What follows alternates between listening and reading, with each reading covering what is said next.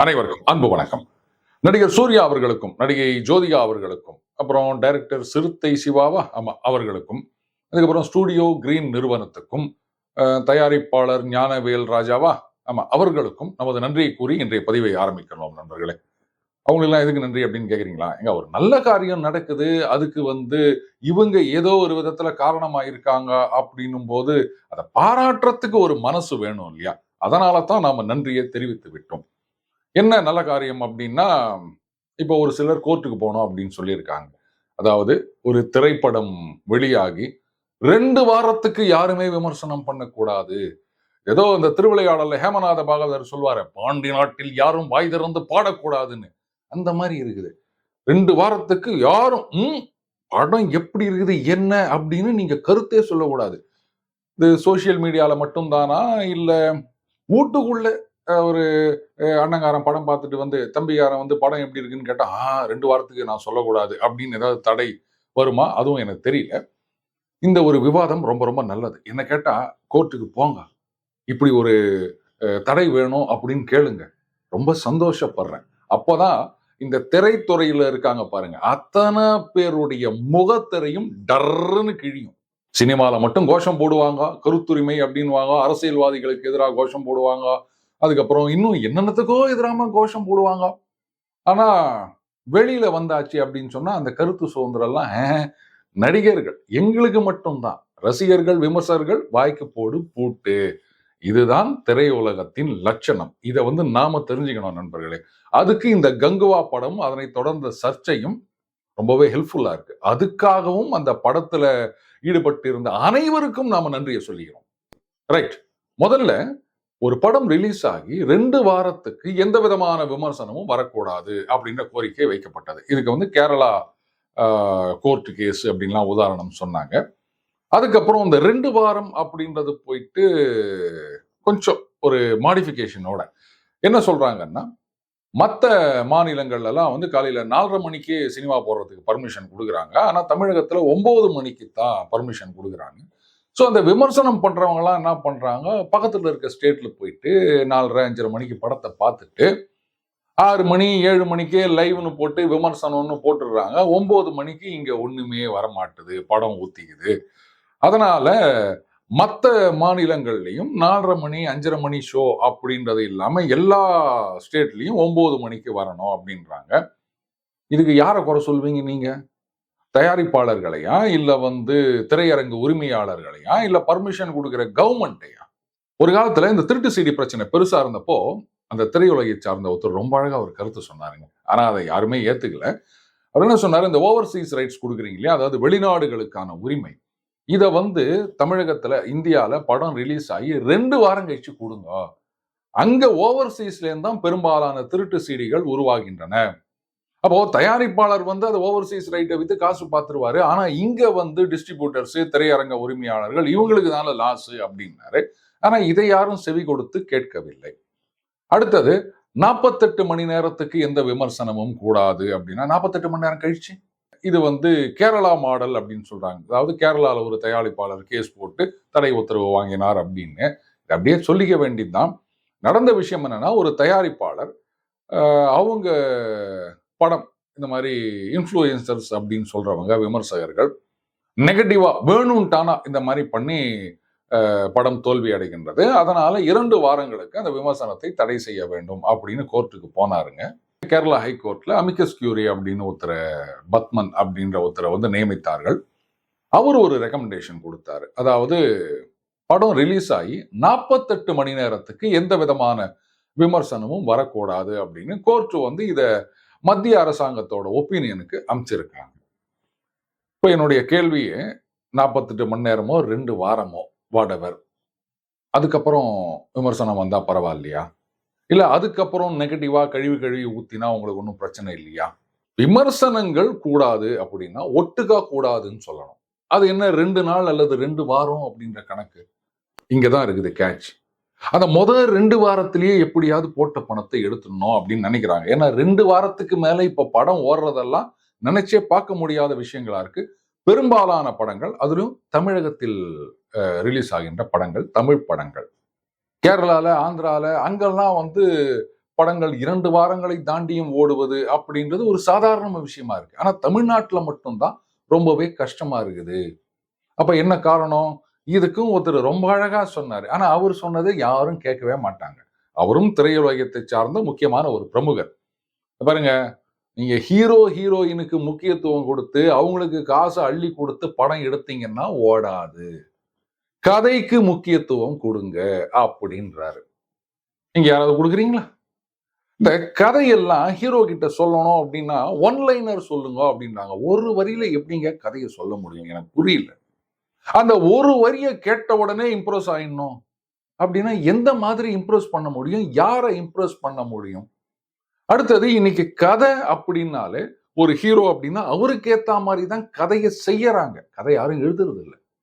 அப்படி scene by scene அங்கங்க வந்து அவருக்கு இம்பார்ட்டன்ஸ் குடுக்கணும். பஞ்ச் டயலாக் குடுக்கணும்.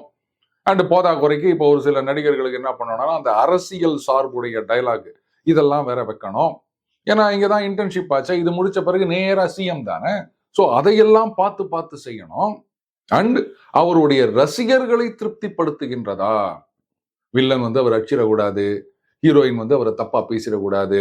ஏன்னா அவரு ஹீரோவாச்சே. அவரை யாரும் வந்து அவமரியாதை பண்ணிடக்கூடாது.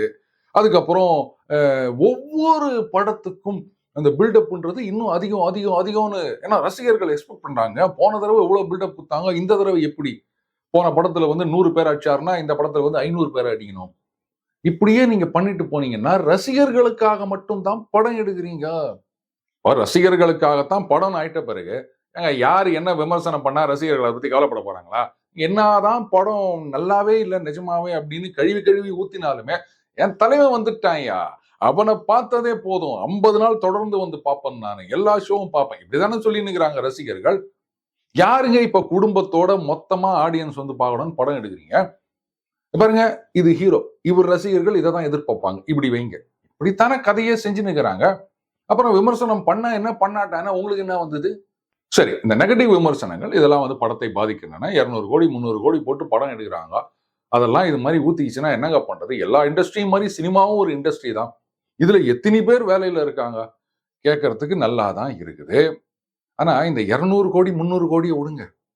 பல்லாயிரம் கோடிகள் முதலீடு செய்திருக்கின்ற, விற்பனை செய்கின்ற பன்னாட்டு நிறுவனங்கள்.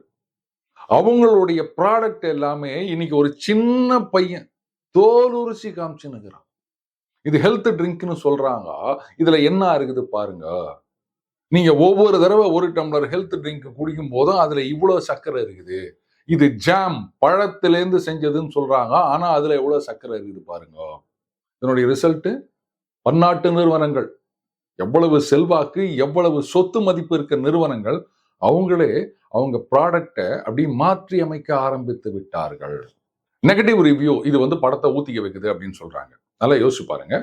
ஒரு விமர்சகர் படத்தை விமர்சனம் செய்கிறார் அப்படின்னு சொன்னா, அவருடைய பாயிண்ட் ஆஃப் வியூல தாங்க அவர் சொல்றாரு. அவருக்கு அந்த படம் பிடிச்சிருக்கா? என்னென்ன விஷயங்கள் நல்லதா இருக்கு இருந்தால், இல்ல என்னென்ன விஷயங்கள்லாம் மோசமா இருக்கு. இதத்தான் அவர் சொல்றாரே தவிர, மத்தபடி ஒட்டுமொத்த மக்களின் கருத்தாக இருக்கணும் அப்படின்னு அவசியம் கிடையாது. எனக்கு இந்த படம் பிடிக்கலாம், உங்களுக்கு பிடிக்காம போலாம். ஒவ்வொருத்தருடைய டேஸ்ட் இது. இப்போ இந்த நெகட்டிவ் ரிவ்யூ அப்படின்றது வந்து ஏதோ இந்த கங்குவா படத்துக்கு மட்டும் இல்லை.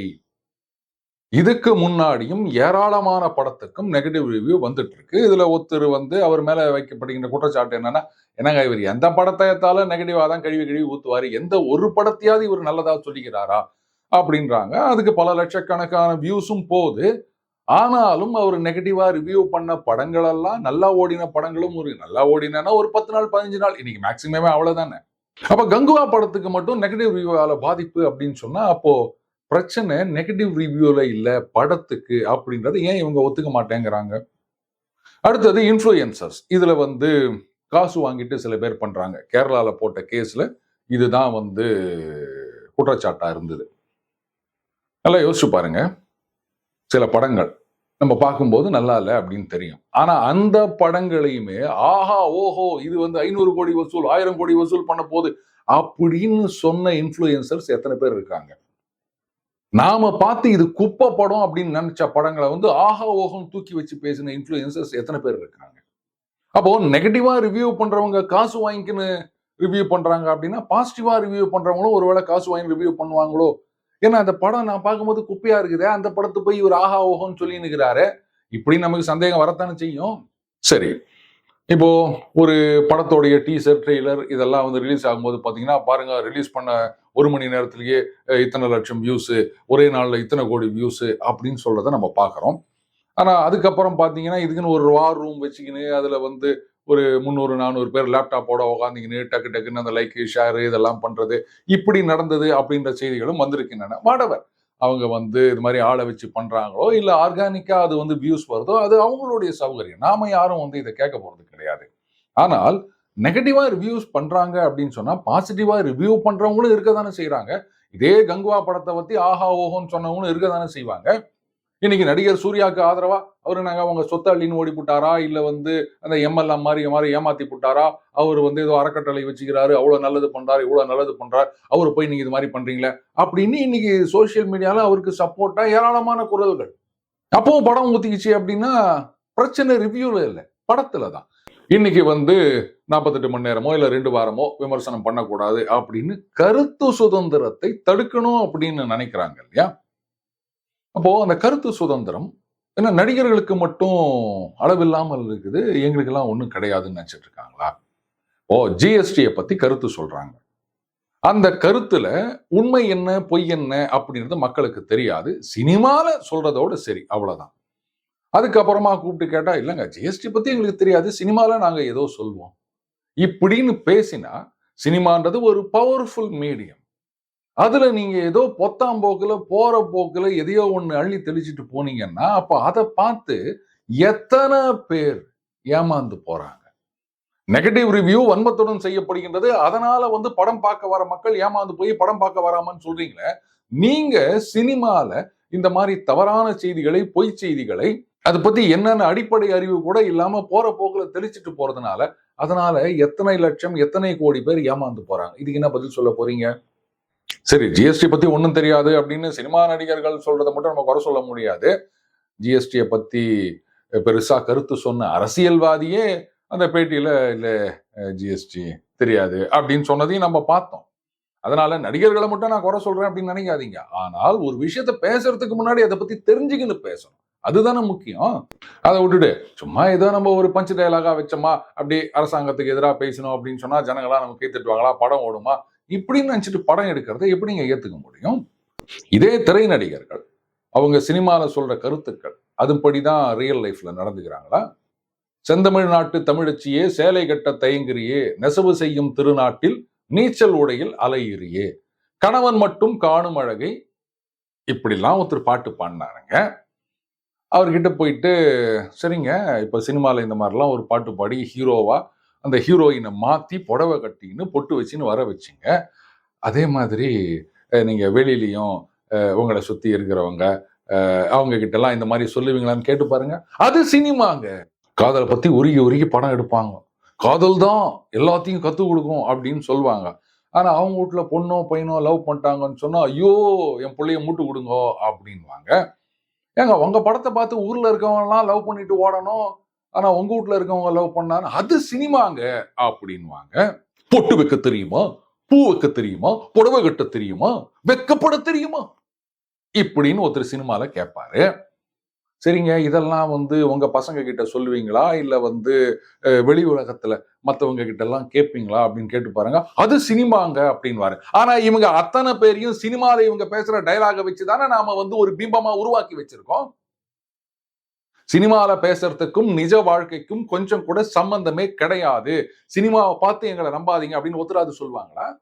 சினிமால வர இமேஜை வச்சுதானே இவங்க பில்டப் பண்ணிக்கின்னு நான் சிஎம்ஆ வரணும்னு அரசியல் கட்சிக்கு வந்து நிற்கிறாங்க, இல்ல அரசியல் கட்சிக்கு ஆதரவா பேசி நிற்கிறாங்க. அப்ப நீங்க என்ன ஒண்ணா கருத்து சொல்லலாம், நெகட்டிவா சொல்லலாம், ஆனா நாங்க எதுவும் பேசக்கூடாதுன்னா நாங்களா என்ன இழிச்ச வாயினுங்களா? இதுல ஒருத்தர் ரொம்ப அருமையா ஒரு கருத்து சொல்லியிருந்தார்.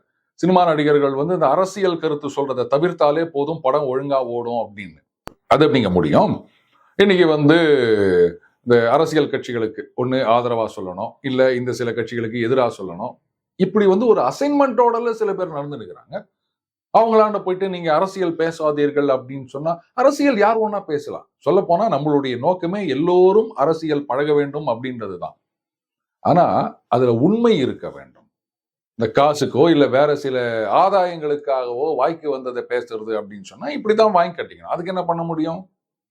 இப்போ சினிமா நடிகர்கள் எல்லாம் ஒண்ணு நேரடியா அரசியல் கட்சி ஆரம்பிச்சு நம்ம முதலமைச்சரா வரணும் அப்படின்றது, இல்லைன்னா ஒரு சில அரசியல் கட்சிகளுக்கு ஆதரவாக இருந்து சில ஆதாயங்களை பெற்றுக்கொள்வது அப்படின்னு இப்படி பண்ணிட்டு இருக்கும்போது ஏன் வந்து இந்த நடிகர்கள் மேல மட்டும் இத்தனை எதிர்ப்பு அப்படின்னா, அரசியல்வாதிகள் நடிகராக இருந்து டகால்னு அரசியலுக்கு வராங்க. இவங்க 2 பேருக்கும் ஒரு பெரிய வித்தியாசம் இருக்கின்றது.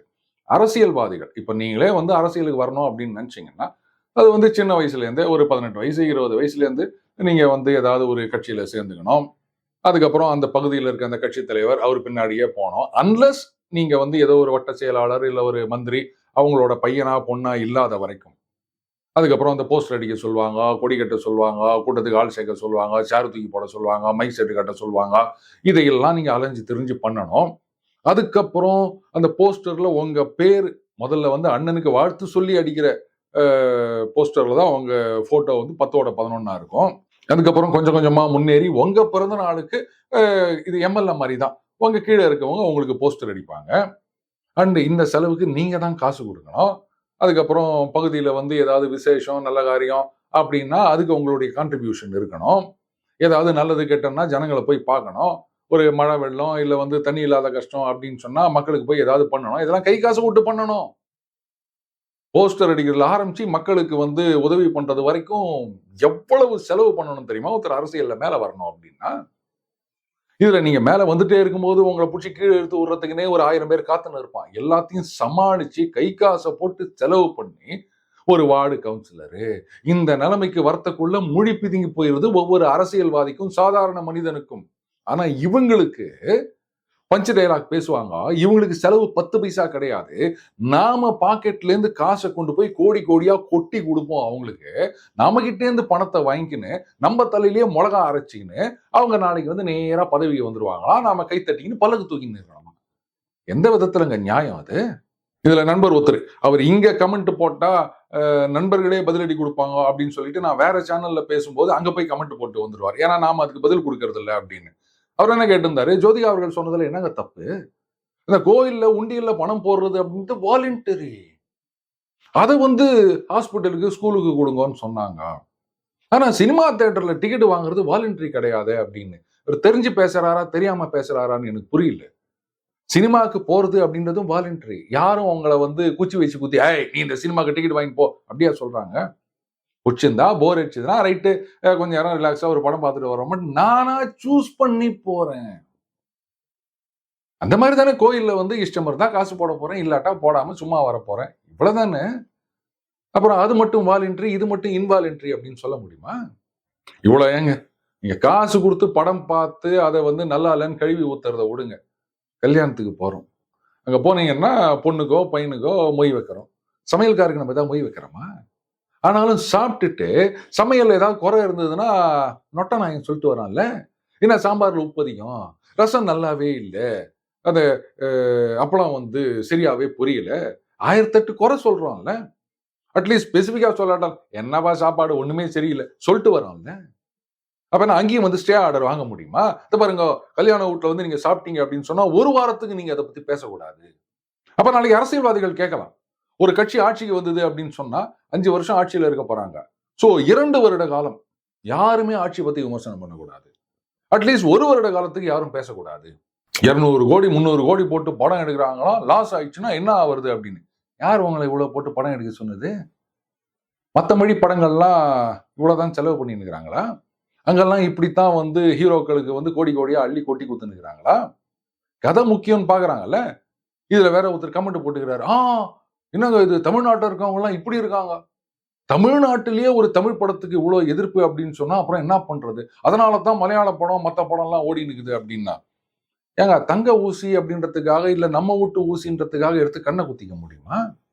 இன்னைக்கு கங்குவா படத்துக்கு வந்துள்ள எதிர்ப்பு இது வரைக்கும் வேற எந்த படத்துக்காவது வந்துக்குதா எனக்கு சொல்லுங்க. இதே சூர்யா அவர்களே எத்தனையோ படம் நடிச்சுக்கிறாரு. இந்த மாதிரி எதிர்ப்பு வந்துருக்குதா? ஏன் கார்த்தி அவர்களும் வந்து அதே குடும்பத்தை சேர்ந்தவர் தானே. சமீபத்துல மெய்யழகன் ஒரு படம் வந்தது இல்ல, அந்த படத்துக்கெல்லாம் எதிர்ப்பு வரலையே. பார்த்தவங்க எல்லாம் பாராட்டிட்டு தானே போனாங்க. அப்புறம் இது ஒரு குடும்பத்துக்கு எதிரான திட்டமிட்ட வன்மம் அப்படின்னு சொல்லி நிக்கிறீங்க. ஒரே குடும்பத்துல இருக்க அண்ணன் தம்பி, தம்பி படத்தை பத்தி நல்லா பேசுறாங்க, அண்ணன் படத்தை கழுவி ஊத்துறாங்கன்னா பிரச்சனை விமர்சகர்கிட்ட இல்ல, உங்க படத்துக்கிட்ட இருக்குன்றத புரிஞ்சுக்கங்க. திருப்பி திருப்பி அடி தடி இல்ல தாதா இல்ல வந்து இந்த போதை மருந்து, இதை தவிர வேற ஒண்ணுமே தெரியாதா இவங்களுக்கு? ஹீரோக்காகவே படம் எடுத்துன்னு இருந்தீங்கன்னா அப்புறம் வேற என்னங்க ஆகும்? நேரா ஒவ்வொரு ரசிகர்கள் இருக்காங்கல்ல, அவங்க மொபைலுக்கு நீங்க இந்த படத்தை அனுப்பிச்சிருங்க. அனுப்பிச்சிட்டு அப்பா அது மாதிரி அவங்க தலைவர் படம் இவ்வளவு செலவாச்சு அப்படின்னு அவங்க கிட்ட இருந்து காசை வாங்கிக்கோங்க. ஏன் வந்து ஜனங்களை போட்டு டார்ச்சர் பண்ணணும்? என்ன கேட்டா இந்த கங்குவா மாதிரி படங்கள் வந்து தமிழ்ல நிறைய வரணுங்க. அப்பதான் ஜனங்க சினிமானாலே தலை தெறிக்க ஓடணும். அதையே நான் ஒரு பாசிட்டிவ் டெவலப்மெண்ட்டா பாக்குறேன். ஸோ பாசிட்டிவ்னு சொல்லிட்டேன், அதனால இதை நெகட்டிவ் ரிவ்யூ அப்படின்னு சொல்லக்கூடாது. அல்டிமேட்லி ஜனங்க வந்து இந்த மாதிரி குப்பை படங்களை ஒதுக்கி தள்ள வேண்டும். விமர்சனங்கள் யார் ஒன்னா எது ஒன்னா பண்ணிட்டு போட்டோம். ரேடியோ போட்டி அப்படின்னு ஒரு படம் வந்தது, என்ன அற்புதமான படம். அதை பத்தி யாராவது ஏதாவது பேசினாங்களா? அந்த படத்தை திரையுலகத்தை சார்ந்த யாராவது பாராட்டினாங்களா? இன்னைக்கு இவர் படம் எடுத்தாருன்னா உடனே அவர் அங்கேருந்து வந்து நல்லா இருக்குது அப்படின்னாரு, உடனே அதை போட்டு பாத்தீங்களா அப்படின்னு. இப்படி ஒரு கும்பல் திருப்பி திருப்பி ஒன்னு சொல்லுவாங்களே பேக் ஸ்கிராச்சிங் அப்படின்னு, அந்த மாதிரி தான் பண்ணிட்டு இருக்கிறாங்க. நிஜமான நல்ல படங்களை பாராட்டணும் அப்படின்னு சினிமா உலகத்துல இருக்க யாருக்காவது மனசு வந்துருக்குதா? அப்புறம் வந்து குறைகளை மட்டும் சுட்டி காட்டுறீங்களா அப்படின்னு கேட்கறதுக்கு உங்களுக்கு என்ன யோகியதை இருக்குது? ஆனா நாம நல்ல படங்களுக்கு தொடர்ந்து ஆதரவை அளித்தால் மட்டும்தான் தமிழ் சினிமா முன்னேறும். அது முன்னேறினா என்ன, முன்னேறாட்டா என்ன, எனக்கு என்ன அப்படின்னு சொல்றீங்களா? கரெக்ட் தான்.